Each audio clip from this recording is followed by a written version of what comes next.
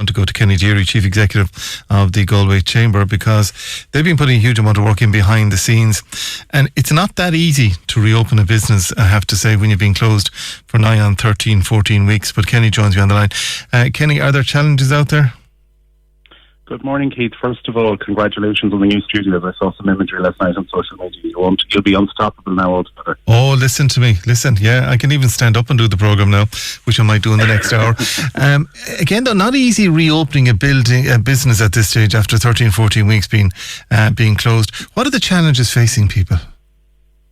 I think one business owner put it well last week on a call when he said it's like starting from scratch, and it's actually more nerve-wracking than when they opened originally. I think bit by bit people are finding their feet. There's a lot of nervousness in terms of am I doing right? Have I followed all the guidelines? Have I all the right PPE in place?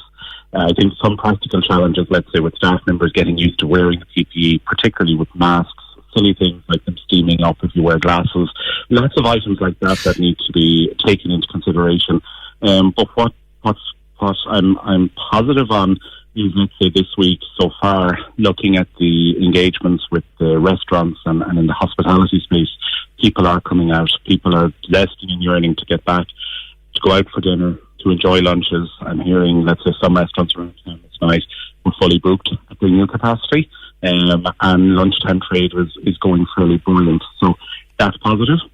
I think in some retail space, let's say the likes of dry cleaners, as a unique and quiet, because people aren't coming into offices, so they're not needing to be dressed up. So that level of turnover that they'd normally have, isn't there yet. So I think it's going to be different from sector to sector, Keith. But broadly speaking, I think many are just doing their best endeavours. There will be issues, but we learn from them.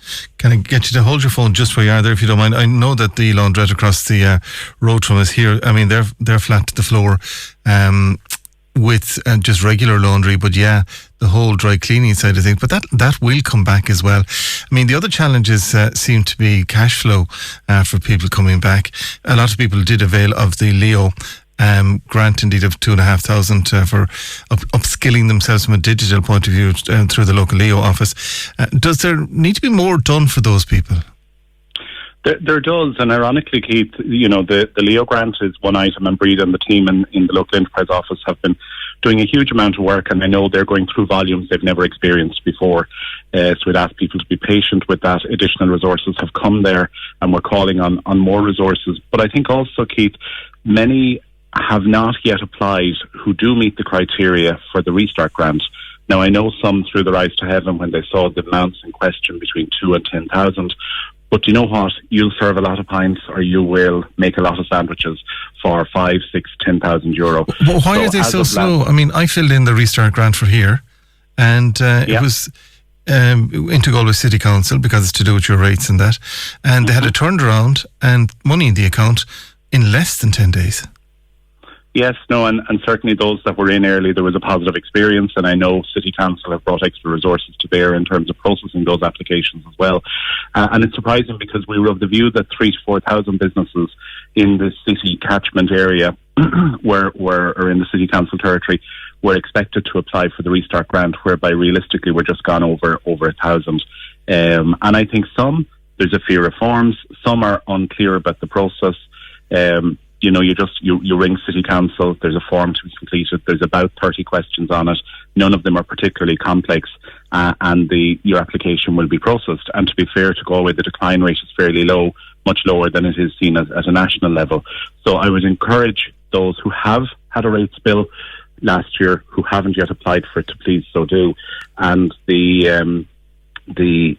those businesses that didn't have a rateable liability, they're the ones that we're now worried about, and we're engaging with what was the Department of Housing, Planning and Local Government, and the new minister there, in terms of trying to see how can those businesses be accommodated, because there was a lot of service-based or professional services-based or tourism-based businesses that didn't have a rateable liability because they didn't have a physical building, but by God, they need it now more than ever as well.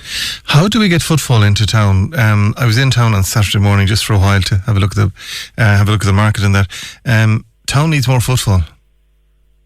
town needs more footfall. I think gradually, if we're talking to, let's say, our colleagues in the GCBA, their footfall counter is showing increasing numbers of traffic at certain times in terms of pedestrian use. But I think it's by confidence, being honest, Keith. It's by, people having a positive experience who are coming into town, adhering to the queuing system, adhering to social distancing, and bit by bit, people posting on social media saying, do you know what, this was a pleasant experience. And one bit with the support of the local authority is there's a Dine in Galway campaign, and there will be a Shop in Galway campaign as well, focusing on encouraging people to come into town and talking to the different experiences that you can have. So I don't think we're going to flick a switch and immediately have town busy. I don't think that'll be the best thing either, because people need to get over their nervousness. People need to build confidence in terms of their own processes. And, that I think is important as well. And there are some who are still at home fearful and have taken the decision that, listen, for me, this just isn't suitable yet. We're working as well, Keith, with the disability groups, or those representing different groupings, in terms of making sure that the accommodations around social distancing are also allowing equality of access. And I think over the next few weeks there'll be a lot more work done in that, which again will give those with more limited mobility or special sensory needs the confidence to begin coming back as well. We won't solve it today, but we will keep talking. And if people have a story that they want to tell us about the return, feel free to email kfshow at galwaybfm.ie. That's kfshow at galwaybfm.ie. Kenny Deery, thank you for joining us. Keep up the good work, the wonderful work that you are doing with your colleagues.